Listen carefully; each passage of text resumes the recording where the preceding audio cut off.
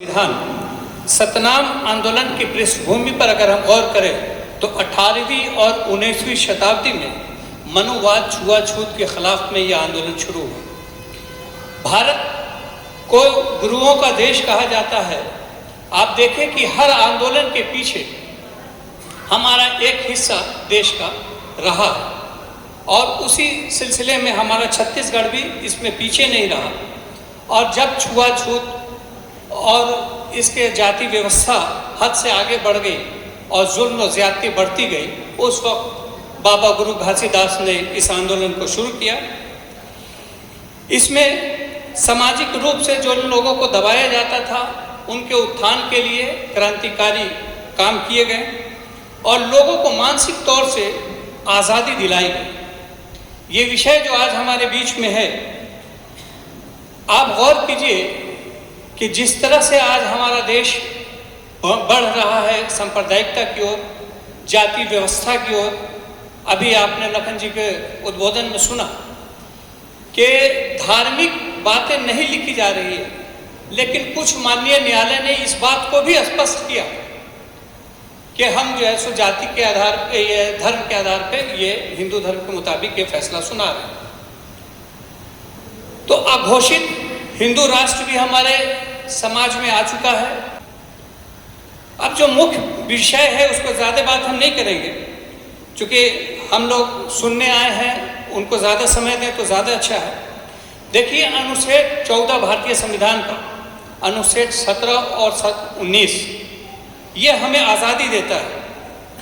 ये दरअसल जो गुरु घासीदास जी ने जो आंदोलन चलाया, संविधान उसी की पूरक है।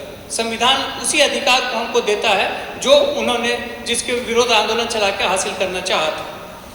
इस विषय पर हम आगे बढ़ते हैं। किसी समाज को द्वैम दर्जे का नागरिक बना देना, ये हमारी पूरी व्यवस्था के ऊपर एक प्रश्न चिन्ह है। आप देखिए कि संविधान जो बराबरी, जातीय, लिंग और क्षेत्रीयता के आधार पर किसी तरह का कोई भेदभाव नहीं करता है, लेकिन ये उस वक्त था, लेकिन आज से ये लड़ाई नहीं है हमारी। आप गौतम बुद्ध की लड़ाई देखिए, आप जितने भी या सरदारों की लड़ाई देखिए, जितनी भी इस तरह के धर्म उठे, उसमें मूल वजह यही रही है कि शोषण के खिलाफ एक खास समुदाय के विरोध में, एक खास समाज के विरोध में एक आंदोलन की जरूरत पड़ी, चूंकि उनका शोषण होता रहा। आज हमें जरूरत है, आज भी इस पढ़े लिखे दौर में जहां हम अपने आप को बहुत सिविलाइज्ड कहते हैं, इस दौर में भी छोटी छोटी घटनाएं हो रही हैं जो ये बताती हैं कि हम आज भी उस मानसिकता से अलग नहीं हुए जो वर्षों से हमारे जहनों में है। आज भी हम इंसानों को इंसान नहीं समझते। आज भी हम जो है लिंचिंग करते हैं इस आधार पे कि वो खास धर्म का है, खास जाति का है। आज भी हम उसको अपने साथ बराबरी का दर्जा नहीं देते। ये घटनाएं हमारे ये बताती हैं कि आज भी हम मानसिक गुलाम हैं।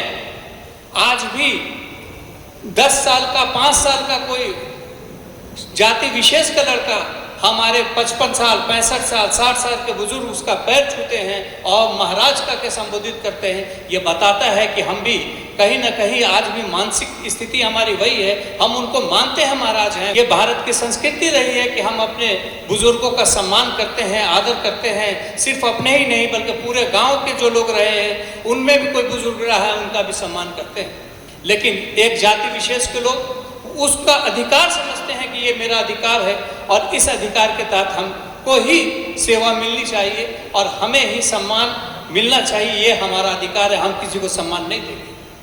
भारतीय संविधान जब लागू हुआ उस वक्त इस तरह से तमाम ऊंच नीच के भेदभाव खत्म किया गया और सभी लोगों को एक साथ जोड़ करके इस भारत को खूबसूरत भारत बनाया गया। गुरु घासीदास जी ने भी कथन को देखिए, उन्होंने भी कहा मन के एक समान, यानी तमाम इंसान जो इस धरती पर है वे एक समान है। उसी की लड़ाई लड़ी। तो हमें भी इस आंदोलन को लेकर के अपनी पहचान के साथ, हमें देखिए दूसरे की पहचान के साथ नहीं जाना है। एक नदी जब अपनी पहचान के साथ जिंदा रहती है, बहती है, तो उसका हर कोई उपयोग करता है। लेकिन जिस दिन वो समुद्र में जाकर मिल जाती है, उसकी अपनी पहचान खत्म हो जाती है, उसकी अपनी सिफत विशेषता खत्म हो जाती है। इसी तरह आज हमें एक जो धार्मिक के आधार पे, जो जाति के आधार पर हमको एक साथ लाने के बजाय भारतीय एक ऐसा रिश्ता है हमारा इंसानों का सबसे बड़ा रिश्ता कि हर इंसान एक है, एक माता पिता की संतान है। अगर पूर्वजों से जोड़ा जाए तो ये हमारा रिश्ता है। उसी तरह से दूसरा रिश्ता अगर हम मजबूत बनाना चाहते हैं तो हम सब भारतीय हैं, एक रिश्ता ये बन सकता है। लेकिन जिन लोगों की मानसिकता ही यही बनी हुई है, शुरू से जब उनके घर में बच्चा पैदा होता है तो बताया जाता है कि आप श्रेष्ठ हैं, आप स्वर्ण हैं। स्वर्ण कहना अपने आप में ये दर्शाता है कि कोई है जो अस्वर्ण है। तो ये हमें एक साथ मिलकर के इस लड़ाई को लड़ना होगा। किसी ने कहा था कि एक जाति विशेष में न्याय की प्रवृत्ति नहीं पाई जाती, कि किस तरह से अन्याय करना है। उनकी जाति का कोई अगर आता है क्राइम करके तो उसके साथ क्या व्यवहार करना है, दूसरे धर्म और जाति का आता है उनके साथ क्या करना है, ये तमाम चीज़ें वाज़ेह है। इसलिए हमें इस संविधान को बचाने के लिए बड़ी कुर्बानियाँ देने के लिए भी तैयारी करनी होगी। मैं बार बार कहता हूँ, अपने लोगों को भी, अपने समुदाय के लोगों को भी कहता हूँ कि हमें एक साथ मिलकर के ज़मीनी स्तर पर एक दूसरे के साथ, एक दूसरे के दुख दर्दों में, एक दूसरे की परेशानियों में हमें खड़ा होना होगा और दिल से खड़ा होना होगा। इस बात को समझते हुए कि हम एक ही माता पिता के संतान हैं, हम एक ही देश के निवासी हैं और हम ही एक दूसरे का सपोर्ट कर सकते हैं, तभी हम इस लड़ाई को जीत सकते हैं, संविधान को बचा सकते हैं। इसी के साथ मैं अपनी बात खत्म करता हूँ। धन्यवाद।